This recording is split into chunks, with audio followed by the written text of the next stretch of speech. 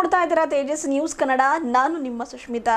ಅಯೋಧ್ಯೆಯಲ್ಲಿ ಶ್ರೀರಾಮ ಮಂದಿರ ಉದ್ಘಾಟನೆ ಹಾಗೂ ಶ್ರೀರಾಮರ ಪ್ರಾಣ ಪ್ರತಿಷ್ಠಾಪನೆ ಕಾರ್ಯಕ್ರಮ ಹಮ್ಮಿಕೊಂಡಿರುವ ನಿಮಿತ್ತವಾಗಿ ಬೇದರ್ನ ಮೈಲೂರಿನ ಸಿಎಂಸಿ ಕಾಲೋನಿಯ ಕಾಲಾ ಹನುಮಾನ್ ಮಂದಿರದಲ್ಲಿ ದಿನಾಂಕ 22/1/2024 ಕಳಸಾರೋಹಣ ಸಮಾರಂಭ ಹಮ್ಮಿಕೊಳ್ಳಲಾಗಿದೆ.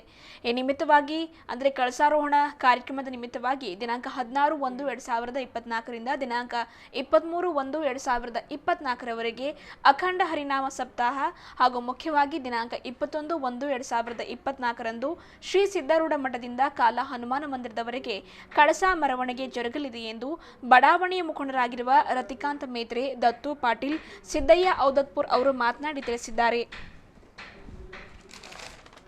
ಕಾಲಾ ಹನುಮಾನ ದೇವರಿಂದ ಇಡೀ ಕಾಲೋನಿ ಅಭಿವೃದ್ಧಿಯಾಗ್ತಾ ಇದೆ. ಕಾಲಾ ಹನುಮಾನ ದೇವರ ಆಶೀರ್ವಾದದಿಂದಾಗಿ ಬಹುತೇಕ ಭಕ್ತರ ವರ ಸಿದ್ಧಿಯಾಗಿರುವ ಉದಾಹರಣೆಗಳಿವೆ. ದೇವರಲ್ಲಿ ವಿಶ್ವಾಸವಿಟ್ಟು ಏನಾದರೂ ಕೇಳಿಕೊಂಡ್ರೆ ಎಲ್ಲವೂ ಕೂಡ ಸಿದ್ಧಿ ಪರಿಪೂರ್ಣವಾಗ್ತಾ ಇದೆ. ದೇವರಿಂದ ಸುಖ, ಶಾಂತಿ, ನೆಮ್ಮದಿ, ಶ್ರೇಯ, ಅಭಿವೃದ್ಧಿ, ಆಯು, ಆರೋಗ್ಯ ದೊರಕಿದೆ ಎಂದು ಅಮಿತ್ ಪಾರ್ಚಾ ಹಾಗೂ ಜಗನ್ನಾಥ್ ಅವರು ಸೇರಿದಂತೆ ಅನೇಕ ಭಕ್ತಾದಿಗಳು ಇದೇ ವೇಳೆ ಮಾತನಾಡಿ ತಿಳಿಸಿದರು.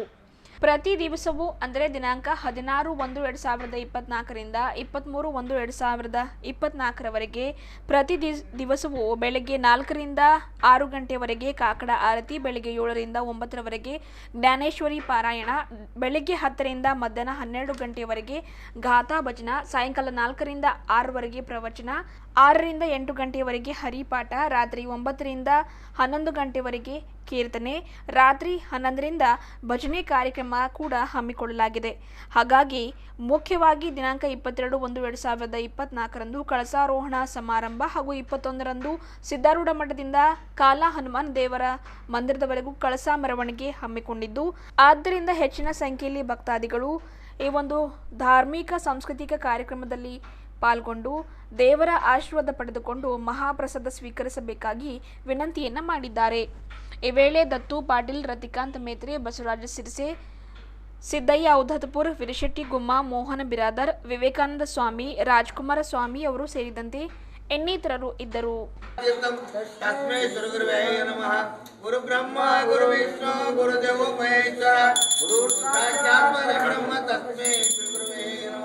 ओम कर्पूर गौरम करुणावतारम संसार सागरम भुजेन्द्रम सदा वसंतम विहारविंदे भवं नमामि सहितं नमामि बोलो बजरंग बलिवीर हनुमान की जय, जगज्योति बसवेश्वर महाराज की जय, जय जनम पार्वती शिवार जय श्री राम, जय श्री राम, जय श्री राम।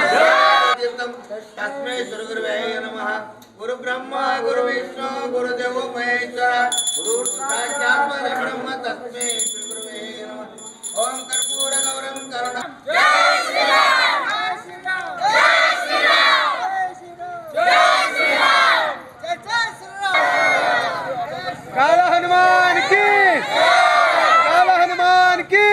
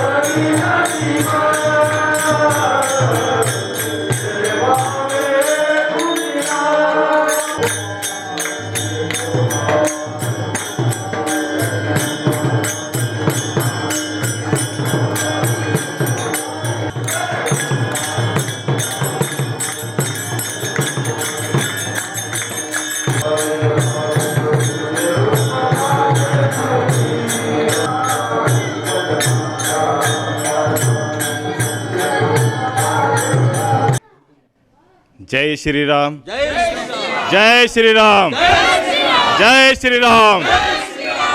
ನನ್ನ ಹೆಸರು ರತಿಕಾಂತ್ ಮೇತ್ರೆ, CMC ಕಾಲನಿ ಬಡಾವಣೆಯ ನಿವಾಸಿಯಾಗಿದ್ದೀನಿ. ದಿನಾಂಕ 16/1/2024 CMC ರಿಂದ 23/1/2024 CMC ಕಾಲೋನಿಯಲ್ಲಿ ಕಾಲಾ ಹನುಮಾನ್ ಮಂದಿರದ ಕಳಸಾರೋಹಣ ಕಾರ್ಯಕ್ರಮ ಜರುಗ್ತಾ ಇದೆ. ಸುಮಾರು 16 ತಾರೀಕದಿಂದ 23 ತಾರೀಕದವರೆಗೆ ಸತತವಾಗಿ ದಾಸೋಹ ಕಾರ್ಯಕ್ರಮದ ಜೊತೆಗೆ ಭಜನಿ ಕಾರ್ಯಕ್ರಮ ಸಹ ನಡೀತಾ ಇದೆ.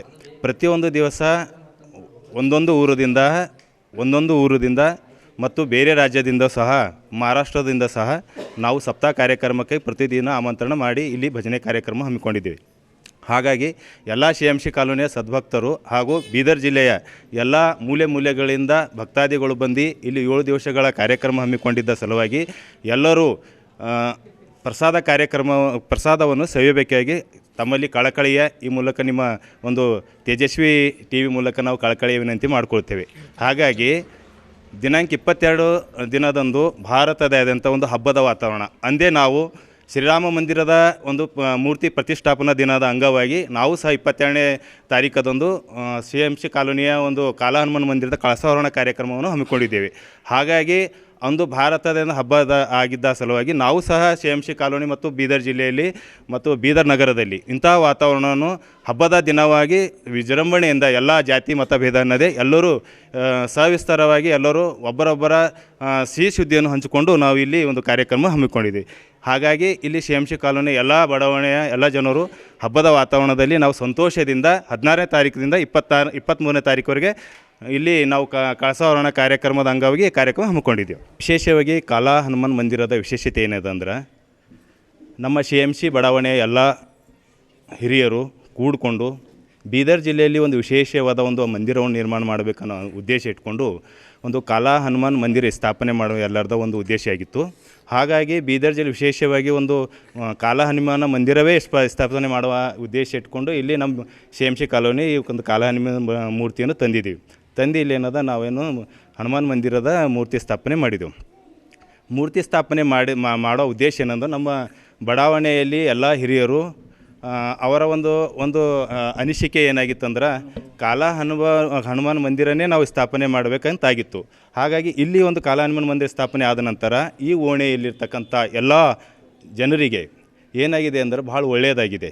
ಕೆಲವೊಬ್ಬರಿಗೆ ಆರಾಮಿಲ್ಲದ ಕಾರಣವಾಗಿ ಅವರು ಸಾವು ಮತ್ತು ಬದುಕಿನ ಜೊತೆ ಹೋರಾಟ ಮಾಡ್ತಾಯಿದ್ರು. ಅಂಥ ಸಂದರ್ಭದಲ್ಲಿ ಏನಾಗಿದೆ ಅಂದ್ರೆ ಅವರು ಕಾಲಾ ಹನುಮಾನ್ ಮಂದಿರದ ಮೇಲೆ ಏನ್ಬೋದು ಭಕ್ತಿ ಇಟ್ಟು ಅವ್ರು ಏನು ಮಾಡಿದ್ದಾರೆ ಅಂದ್ರೆ ಅದರ ಬಗ್ಗೆ ಮಂದಿರದ ಬಗ್ಗೆ ಒಂದು ಪೂಜೆ ಅಥವಾ ಒಂದು ಸಂಕಲ್ಪ ಮಾಡಿಕೊಂಡಿದ್ದರು. ಹಾಗಾಗಿ ಅವರಿಗೆ ಆ ಸಂಕಲ್ಪ ಮಾಡಿಕೊಂಡಿದ್ದ ನಂತರ ಹಂತವಾಗಿ ಅವರಿಗೆ ಪರಿಪೂರ್ಣವಾಗಿ ಗುಣಮುಖ ಆಗಿದ್ದಾರೆ. ಅದೇ ರೀತಿ ಭಾಳ ಜನರು ಸಹ ಇಲ್ಲಿ ಒಂದು ಆರೋಗ್ಯ ರೀತಿಯಿಂದ ಇರಬೇಕು, ಒಂದು ಸಂಪತ್ತಿನ ಒಂದು ಆಧಾರದ ಬಡವರಾಗಿರ್ಬೋದು, ಅವರು ಇಲ್ಲಿ ಒಂದು ಏನು ಸಂಕಲ್ಪ ಮಾಡ್ಕೊಂಡಿದ್ದಿರಲ್ಲ ಅವರಿಗೆ ಈ ಬಡಾವಣೆಯಲ್ಲಿ CMC ಕಾಲೋನಿ ಅನ್ನೋಕ್ಕಾಗಿ ಇದೆ. ಆದರೆ ಇಲ್ಲಿರ್ತಕ್ಕಂತಹ ಬಡಾವಣೆಯ ಜನರು ಎಲ್ಲರೂ ಆರ್ಥಿಕವಾಗಿ ಮತ್ತು ಆರೋಗ್ಯವಾಗಿ ಸಬಲರಾಗಿದ್ದಾರೆ. ಈ ಒಂದು ಕಾಲಾ ಹನುಮಾನನ ಒಂದು ಆಶೀರ್ವಾದ ಅಂಗವಾಗಿಯೇ ಇಲ್ಲಿ ಎಲ್ಲರೂ ಚೆನ್ನಾಗಿದ್ದಾರೆ. ಹೀಗಾಗಿ ಎಲ್ಲರೂ ಆರೋಗ್ಯವಾಗಿ ಮತ್ತು ಸಂಪತ್ತಿನಿಂದವೂ ಸಹ ಪರಿಪೂರ್ಣವಾಗಿ ಸದೃಢರಾಗಿದ್ದಾರೆ ಅಂತಕ್ಕಂಥ ಮಾತನ್ನು ನಾವು ಹೇಳಕ್ಕೆ ಇಚ್ಛೆಪಡ್ತೇವೆ. ನಾವು ಕಾಲಾ ಹನುಮಾನ್ ಮಂದಿರದಲ್ಲಿ 16 ತಾರೀಕು 23 ತಾರೀಕು ತನಕ ಸಪ್ತಾಹ ಹಚ್ಚಿದ್ದೇವೆ. ಅದಕ್ಕಾಗಿ ದಿನ ಖಾಂಡು ಮತ್ತು ಕೀರ್ತನು ಮತ್ತು ಭಜನು ಮತ್ತು ಪ್ರವಚನ ಎಲ್ಲನಕ್ಕೆ ಮಾಡ್ಕೊಳ್ಳೋದು ದಿನ ಮಾಡ್ತೀವಿ ಅಂತೇಳಿ. ಇಲ್ಲೇ ಕಾಲಾ ಹನುಮಾನ್ ಮಂದಿರದ ಐತವ್ರು ಗೊತ್ತದ ರೀ, ಗೊತ್ತಿಲ್ಲದ್ರೆ ಏನು ಗೊತ್ತಿಲ್ಲ.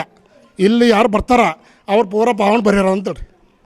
ದಿನಾಂಕ 22/1/2024 ಅಯೋಧ್ಯ ರಾಮನ ಪ್ರಾಣ ಪ್ರತಿಷ್ಠಾಪನೆ ನಿಮಿತ್ತ ನಾವು ಕೂಡ ನಮ್ಮ ಕಾಲಾ ಹನುಮಾನ್ ದೇವಸ್ಥಾನದ ಕಳಸ ಕಟ್ಟಿಸಿದ್ದೀವಿ.